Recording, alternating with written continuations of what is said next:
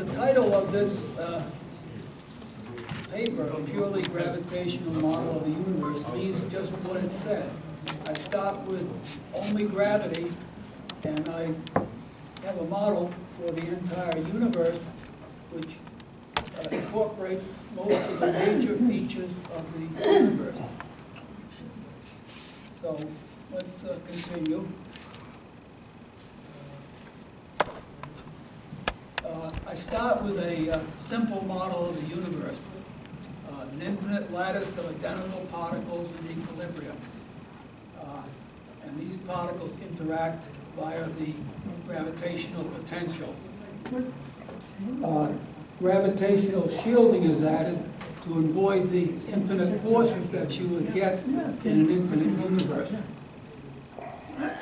Now, this seems a rather simple model of the universe, and actually it's an exact model of the universe.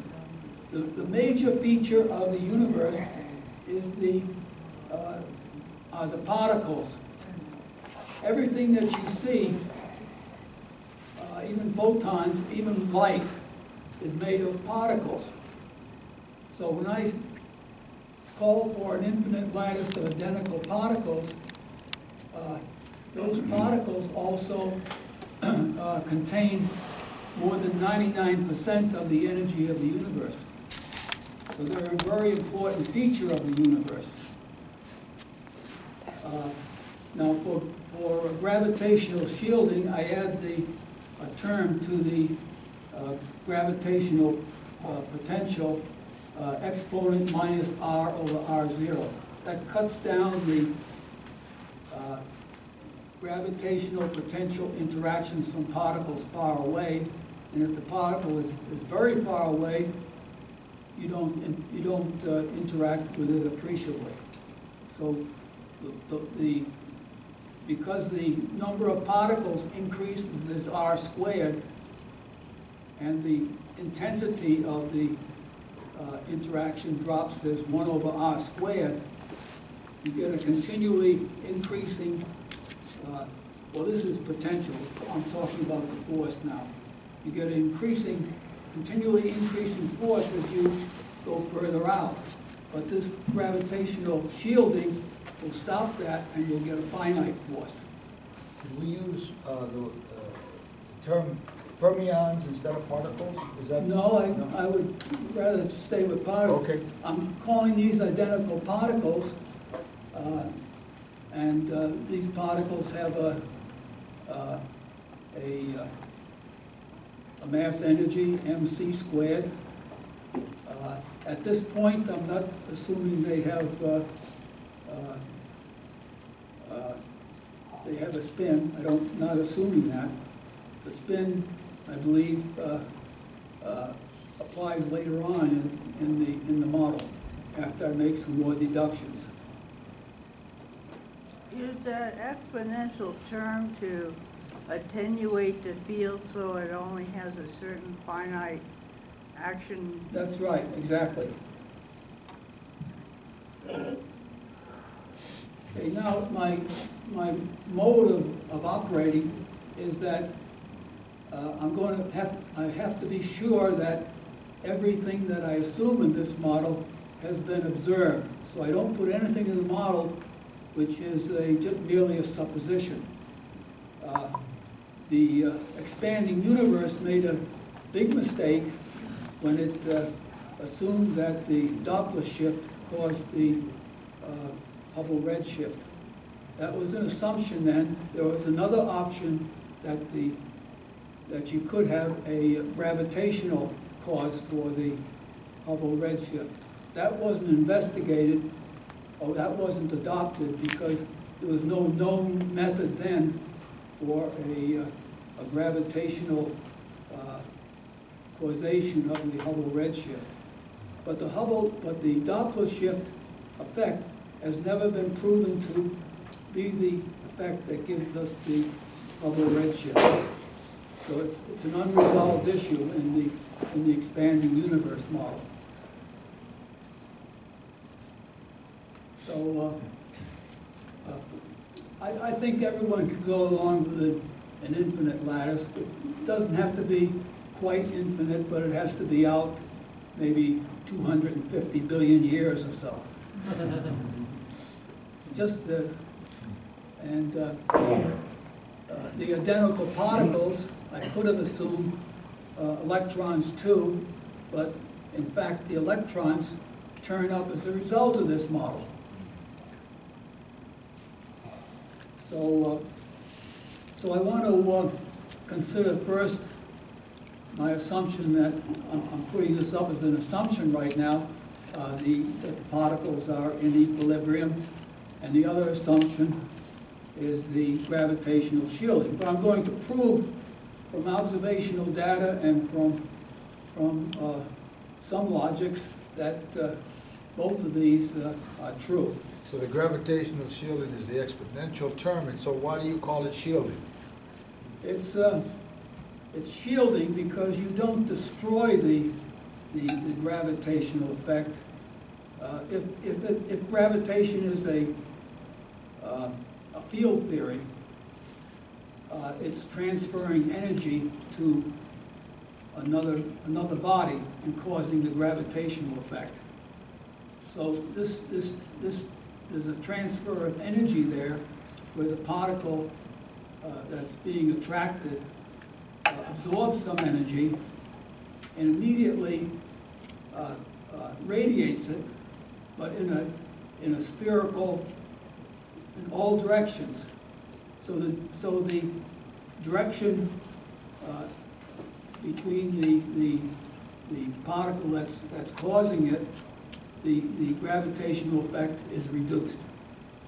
So in one direction, this replaces the ether? yeah, no. It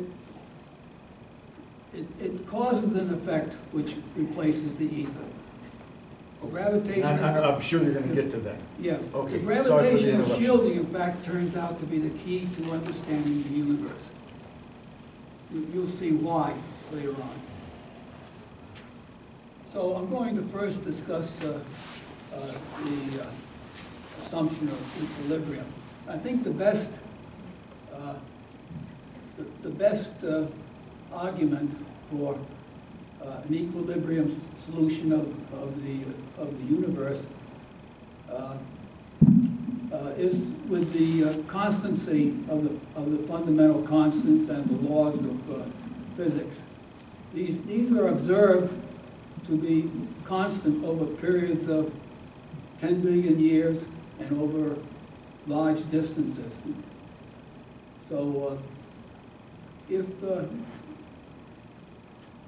you'll agree that the fundamental constants and the laws of physics are determined by the interactions between the particles in the universe, then you can see that any change in the distribution of the particles in the expanding universe, the particles would be getting further apart. You would expect a change in the fundamental constants and the laws of physics. Since we don't observe any change in the constants then the only recourse you have is to say that the universe must be unchanging. So, but now I'm going to show some observational data on galaxies, which will indicate that without doubt that the universe is static rather than expanding.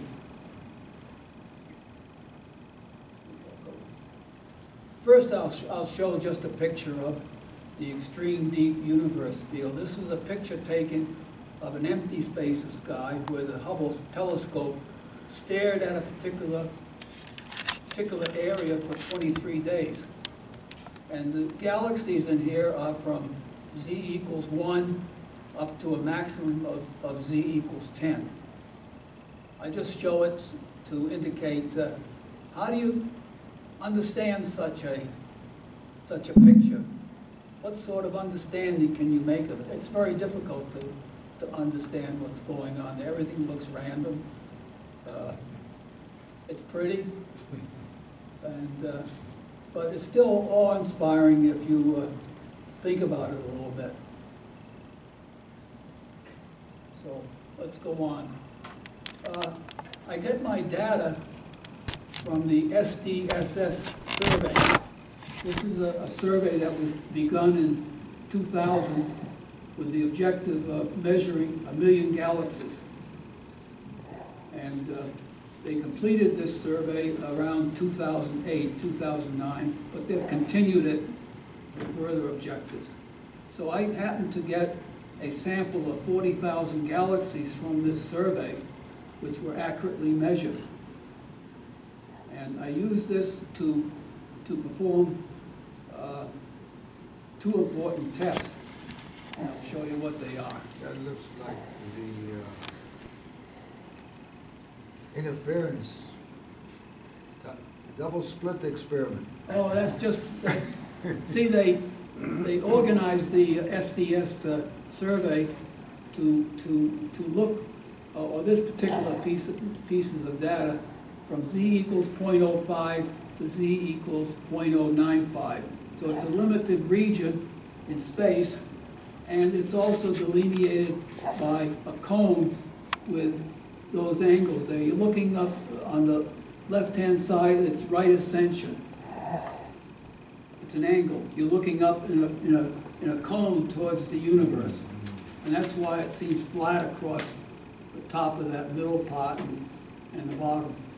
And then they had auxiliary observations at a higher right ascension and a lower right ascension. That accounts for the galaxies down below and up above. So eventually they filled this in, or they did fill this in with about 1 million galaxies. So I have a very small sample of the overall, but the overall sample goes out farther in Z. This was intentionally a limited sample where you could make accurate observations and where you really did find all the galaxies in this cone. And I just show a sample of 5,000 of the 40,000 galaxies here. Okay, we'll go on and show a particular test. This is a sample of 40. Well, it's 28,000 after I eliminated some. 28,000 galaxies. I only show 5,000 here, and it's a. Let me see if I can get this. These lines represent various slopes. What happened there? Well, actually, I was just trying to increase and maximize it. Is Oh, that I okay? see. I mean, to see it a little better. Okay. The abscissa is the log of 1 plus z, and the ordinate is the surface brightness of standard galaxies. When I look at these galaxies, they're correlated with between the surface brightness and the size, the radius, and also with the velocity dispersion. So you can use these correlations to establish a standard galaxy. And then you can do a least square analysis of the standard galaxy and get this black slope. This is the black slope shown there is the slope of 1 that corresponds to a static universe. The red line corresponds to the theoretical slope of the expanding universe. So you can see there's a great difference between these. The black slope should be 1, a slope of 1 in the static universe. I show it 1.02 plus or minus 0.13, 1 standard deviation. Whereas the expanding universe has a theoretical slope of 4. So this is definite evidence that the universe is actually static rather than expanding. I have to say that prior to 1990, there were no tests of whether the universe was expanding or static. After that, there are only two major tests, both run by Sandage, And he didn't definitely say that the universe was expanding. He had some weasel words in there. So the net effect is the cosmologists have never checked whether the universe is expanding. They have never done an observational test because they believe in it. They don't have to test it. And it's not in anyone's professional stature to do a test because everyone knows it's static. If you find it static, you haven't accomplished anything. I mean, if you know it's, I mean, if you know it's expanding, and you test it and find it expanding, you haven't done anything. So I'm the only one that goes out there and looks for data and tests it. Then I have another test which everyone will understand. Let's see. Okay. I guess you have to fix that too. Yes, I will. You have this one? Yes. That looks good? Yes. Okay. This is I measured the number density versus the distance. Now, in a static universe, number density will stay constant. And that's what this shows. Okay, so you went to the next slide. Oh, yeah, I made a mistake. That's okay. Hit your... See, it's not going back. Okay, so... You gotta kill that calendar first. Oh, Okay, I'll give you that. Now, We're gonna go back to the graph, right? yes. This one here. This one here. Okay.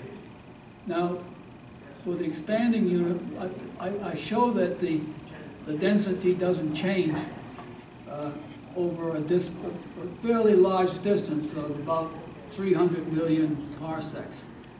The density doesn't change in the static universe, and I estimate what the expanding universe should show as you get further back in time. When you're looking at far distance, you're looking at the universe when it's smaller volume, but the same number of galaxies, so the density increases. And it's a fairly large slope there, and it's very well distinguished from the black line, which is the proof that the universe is static. So your slope is the least square fit, right? Oh, yes. Okay. Okay, I just want to talk just a little bit more about the equilibrium solution. Let me just see here. Well, if you have an equilibrium solution, then there's some process in the universe which is maintaining that equilibrium solution. And if you can find the processes, you have to find them. To find the process which keeps the universe in the same equilibrium state, then you've essentially solved the universe. You stop there. You don't have to go further. You really do understand the universe if you find a process which keeps the universe in a stable state. You can't say that for the expanding universe because it's changing all the time.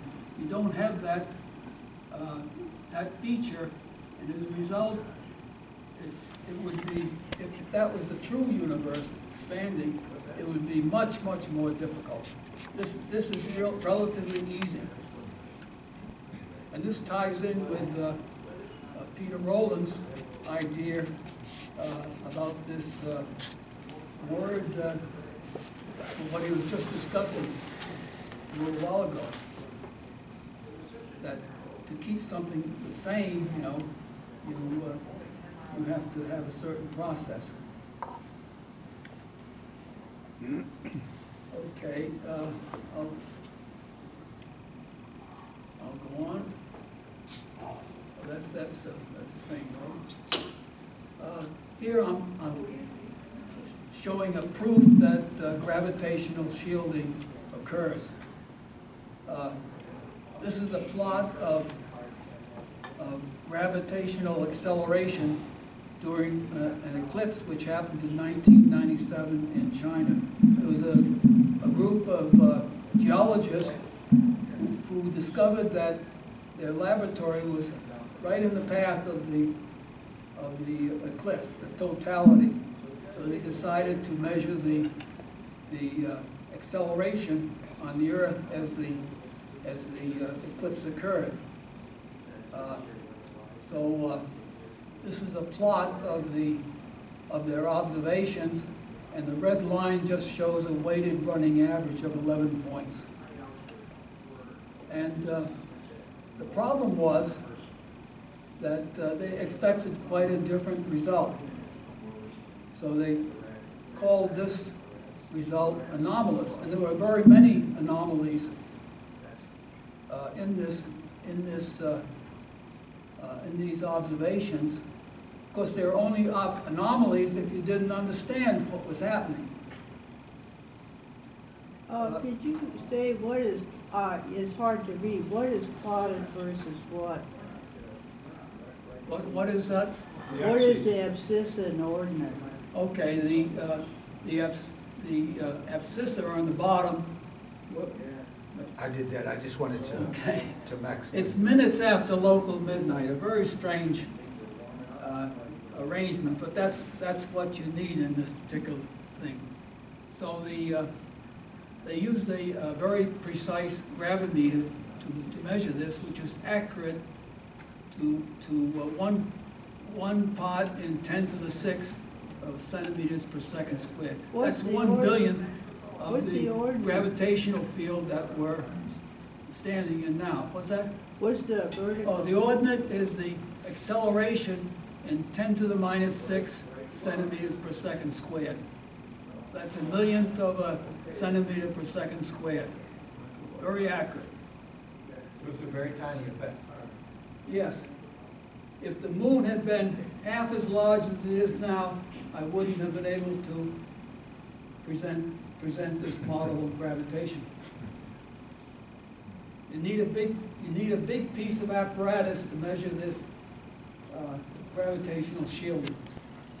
And this is the biggest model I could find. Why are there two dips if it's gravitational? That's the anomaly. Let me say one other thing. This only shows part of the data. When they set it up, they started the gravimeter 1 week before and 1 week after. I don't show those results. They stayed very, very close to the 0 mark there. There's nothing going on. Now, all of this data has first been corrected for tidal effects because they're 200 times greater than the effects we're looking for. But they have a method of calculating to 1 part, 10 to the minus 6 centimeters per second squared as a matter of routine, geologists. So let's see what we can say about these anomalies. There's 3 things happening here, and you have to remember that. First, the moon's shadow is moving from left to right in this diagram at 50 kilometers per minute. Second, the gravimeter, which is recording this data, is located, let me see, about here, right in the middle of this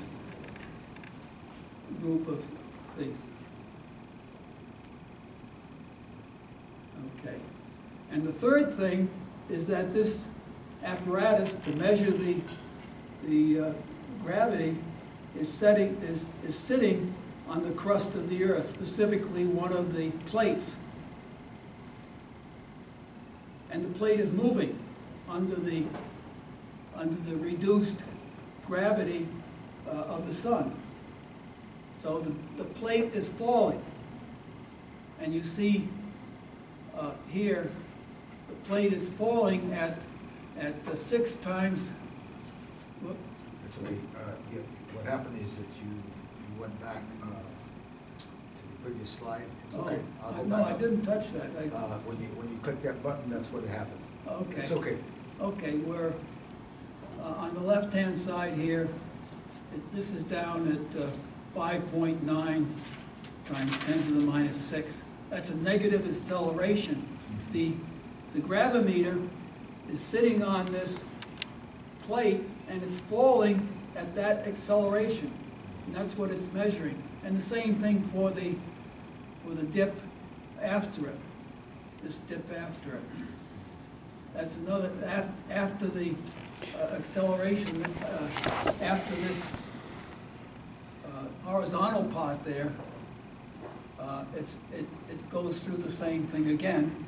And the reason why you see that is because the gravimeter here is not under the influence of the shielding of the moon, and therefore is measuring just the oh, I don't know. Well, when you click, it goes to the next slide. Yeah, It's there okay. we are. It's Okay. Yeah, but that Yeah. pointer sometimes interferes with the clicking. Okay. So, but when the moon is in this position, when the shadow of the moon is right over this, there's a shielding effect. The sun's gravity looks like it's about 20 times 10 to the minus 6 centimeters per second squared less. And this, the important point to note is that this gravimeter is also falling free at that acceleration, and so it doesn't feel the acceleration. If you're in an elevator and it's accelerating downward, for a short time you feel lighter because you can't feel that deceleration. You're accelerating in the Earth's gravity and you can't feel it. That's just like the whole Earth is in a free fall. We can never feel the gravity of the sun because we're in a free fall. We can't measure it. So this solid, this straight part here is the gravitational footprint. That even though it's in the field, gee, this is not designed very well. It's okay. So this part here is the gravitational footprint, and it's interesting to note that this is about 3,000 miles across. That's equivalent to the optical. The optical total is only 100 or 200 miles. So why is the gravitational one? The question is, why is the gravitational one 3,000 miles across and the optical only 50 or 100? It's because they're different effects. The optical is just looking at the surface of the sun, whereas this is looking at the whole volume of the sun. And you know from Newton that the gravitational vector from the sun originates at the center of the sun. So that gravitational vector sweeps over this 3,000 mile area and produces this flat portion. So that explains this diagram, and from the diagram I get this gravitational shielding of about 6 from this. I'm also able to predict what this is from a field theory of gravity. So this corroborates that gravitational shielding is a real effect. And this is the first corroboration, it's the first corroboration. They've had many tests before, but they could never say that gravitational shielding occurred. And even the ones who made this measurement, they couldn't say that gravitational shielding occurred because they didn't understand these anomalies. So I'm the first one to understand these anomalies and therefore analyze it and discover that gravitational shielding is The anomalies are the big dips. The effect is not the slightly lower center portion, right? The no, fact that they're the center- both. They're both the. In What's fact, the effect is that the center portion is slightly lower? well, the center part is slightly lower because this is affecting the whole Earth too, to a small extent. And you're getting a falling of the Earth also, but it's very small because the beam is not intersecting the whole Earth. Well, what are the big, that's what is happening when the big dips occur? When the big dips, you have the gravimeter located at this position. And when these dips are occurring, the gravimeter is not in the beam of reduced acceleration. So it's just measuring the plate falling. The plate is actually falling over here before it gets to this point. It's falling all through this region here. But the gravimeter is just registering the falling of the plate, the acceleration of the plate down.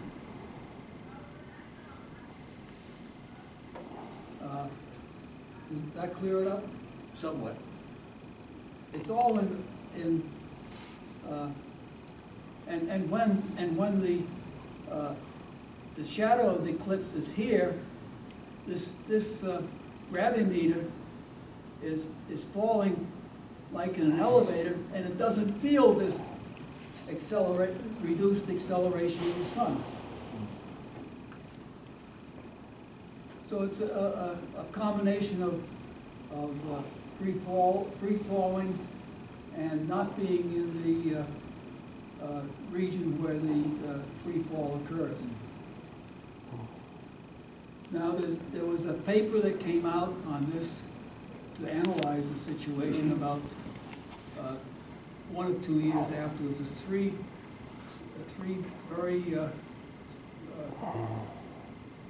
people who were in gravitational physics. And in their paper they said gravitational shielding did not occur because of these anomalies. They couldn't understand these anomalies. So they essentially stopped all research on this problem because they said the last word.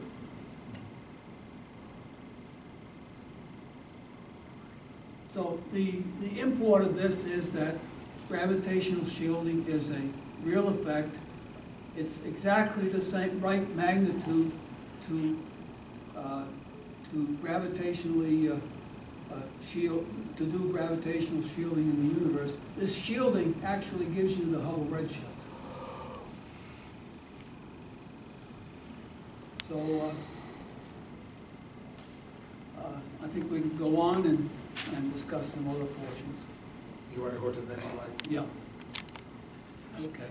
This just gives you an idea of how you calculate the potential of a particle in the universe. And pick any particle and you can do this calculation.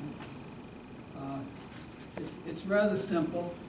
Under the integral sign there, you see the, I'm sorry. That's okay. We'll go back. I'm not doing Yeah, this. keep going back to Yeah. page 8, I think.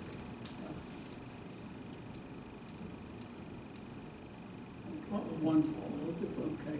The R exponent minus R over R0, you integrate that. The R there, it means that the R is equal to R squared over R. R squared because the number of galaxies would increase as R squared. And you're dividing by the potential R, so you have R there. And this gives you minus R0 squared, and if you calculate C or use C and R0 values in there, this comes out very close to minus MC squared. So in effect, it's very close, or actually showing that the energy in the universe is 0. And I've assumed, I haven't mentioned it before, but I assume that that there is no input of energy or output of energy from the universe. So any energy in the universe has to be sort of manufactured. So let's go on a little bit further. Just showing that something that's very well known, non-relativistic energy of a particle. And it's made up of the mc squared, which is the mass energy, the potential, which we just calculated, kinetic energy. Kinetic energy can be ignored to this because it's very small. And this equals a constant. It's just an equation for the conservation of energy. 10 minutes. 10 minutes? But what determines the particle's energy, mc squared, and why do particles exist? We want to find out that. There must be an important reason, because particles are ubiquitous in the universe. They're the only thing in the universe. Okay, to answer these questions, I expand the potential in a Taylor series. Now, little definitions just to show some of the conventions I use.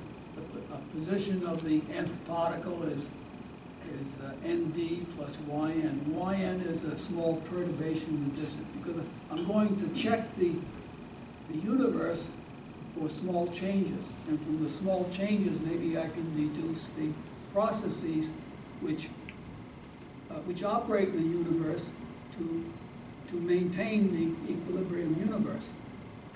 And once I find those processes, I can legitimately say that I understand the universe.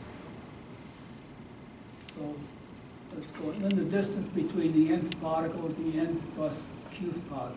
I'm assuming long-range interactions, so every particle interacts with every other particle in the universe. And you need some sort of nomenclature to describe this accurately. So here's the Taylor series for a pair of particles. What I'm doing is supposing that there are small perturbations in the movement of the particle. They're not completely stationary. And I want to examine what that effect has on the potential.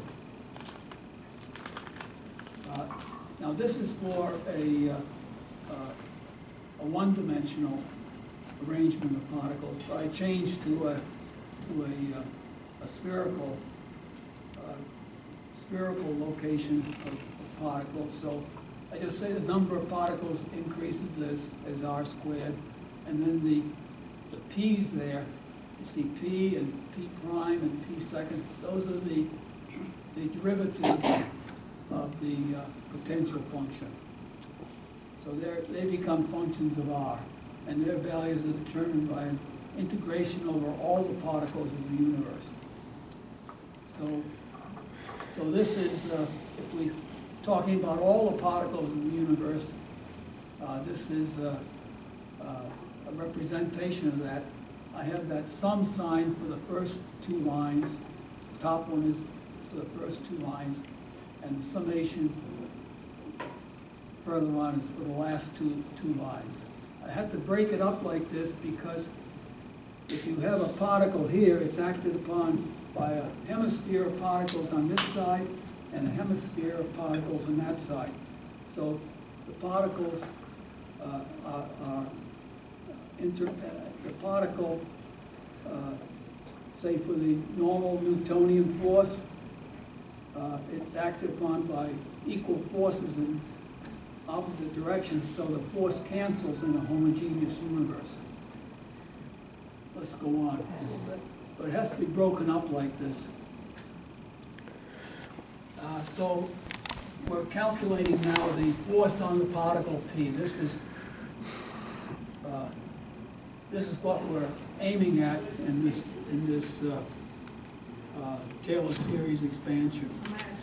So we differentiate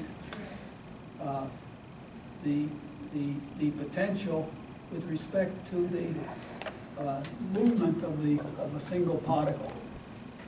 So we've got the force on a single particle that it sees when it moves a certain distance. And you see down here, oh, got it again. Let's see. Up here. And you see down here, I have P prime R and minus P prime R. Those cancel, and you're just left with the sum of these two terms. And I'll show you what that looks like.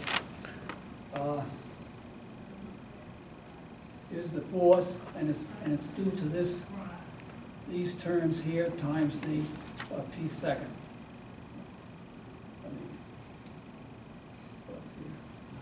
And if you calculate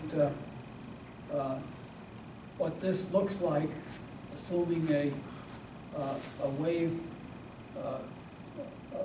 representation, you get this single term here as the result, as the force acting on that particle. So this is summation. You're summing over all particles. And if we go on, one thing I want to say right now is the first PR that we were talking about gives you the potential, the ordinary potential of any particle. Second gives you Newton's gravitational force. And it turns out with the gravitational shielding that it's zero. You don't, the Newton's force is zero in a equilibrium universe. And the only force is a tidal-like force, and it's also a restoring force. It's a constant. Now, this restoring force comes into the play when you consider how light traverses or propagates in an empty space. The previous theory of it was that there was a medium, an ether, but that's been disproved. So there was nothing replacing that method. What you need for a wave to propagate is a restoring force.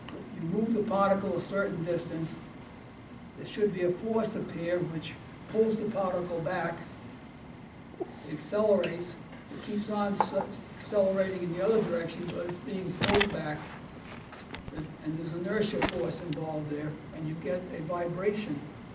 So the gravitational shielding has introduced this restoring force.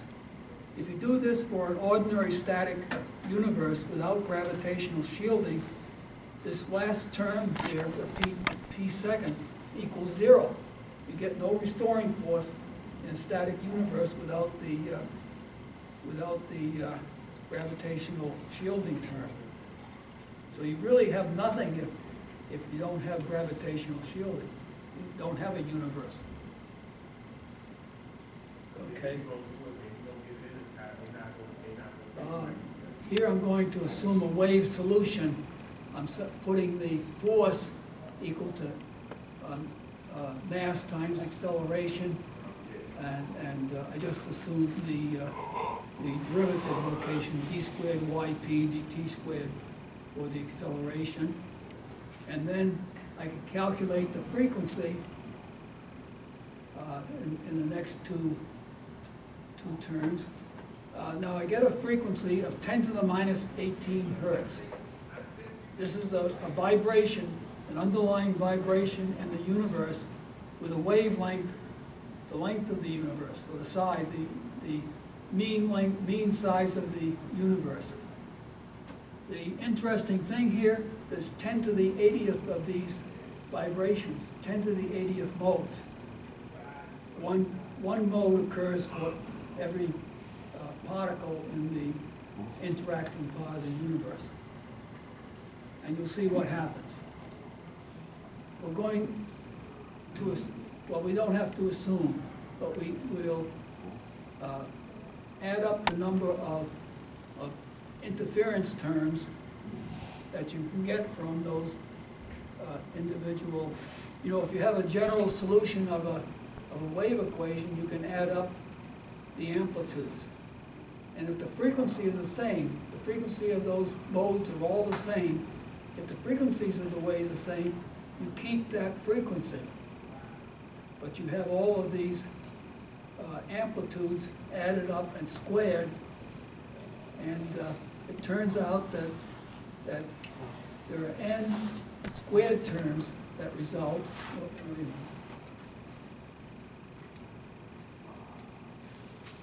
Oh, here we are. See here, n a squared. This is the term which gives you these elementary particles. But over here, you have the cross product terms.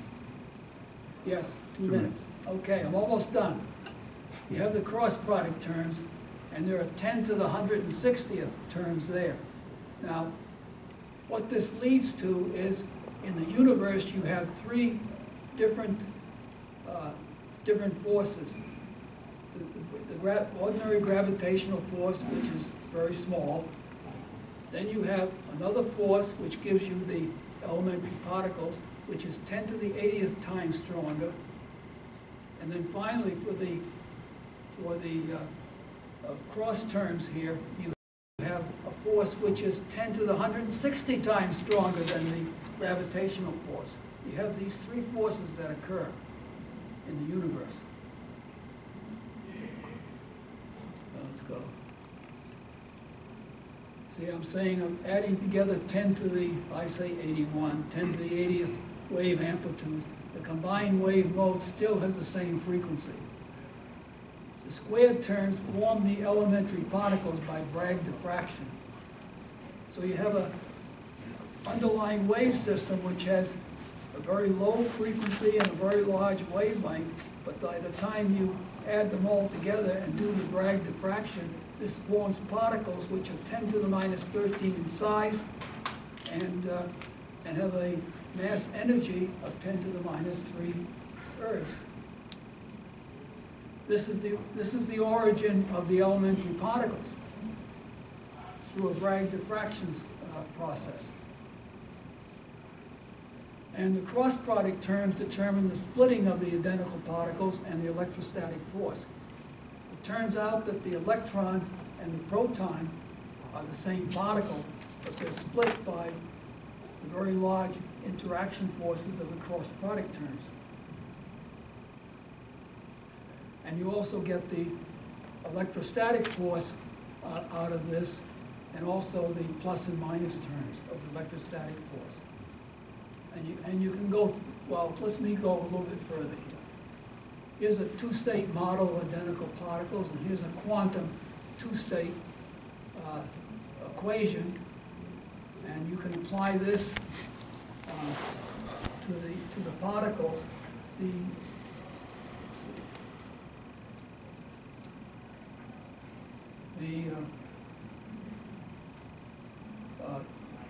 These would, the H11 and the H22 would be the identical particles. And then you would have this, I'm using an approximate two-state model now. And the H12 and the H21 is the cross product interaction terms. They're very large. And in this approximate model, these interactions are reduced as the H11 and the H22 begin to differ, because the interaction pushes one up and one down. And the further you push them apart, you reduce the overall interaction until it equals the energy of the lower one, and then you have an equilibrium situation, have a solution. And you can show that this gives you the mass ratio of the proton and the electron, 1836. So I'll go on a little bit further.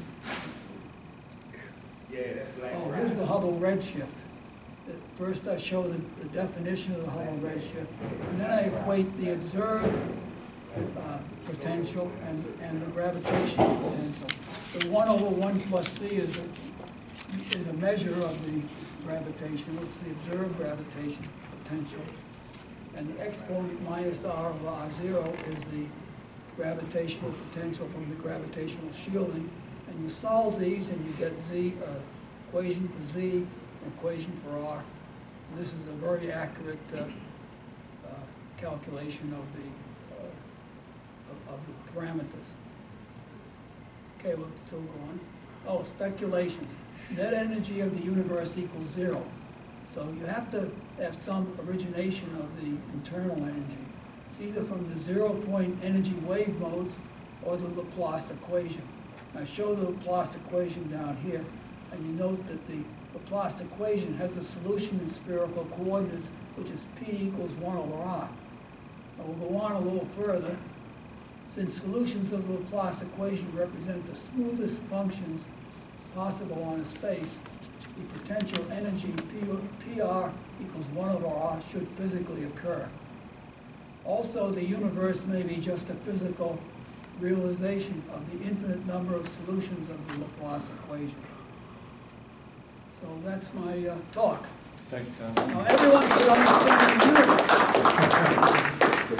We've gone past time for this and for his talking time, so we're going to have to save questions till the next talk. Can I have just one question? No, Comment, no, comment. you can't. No comment, nothing. One, Pass. just one, No, we're please. in a coffee break. Please, please. because Your Professor- questions go on for hours. No. Professor Ludwig has written a book called Einstein in the Ether. My question is it possible that his gravitational shielding would be what Einstein was looking for in the ether? That's all. We can discuss it. Okay. You need the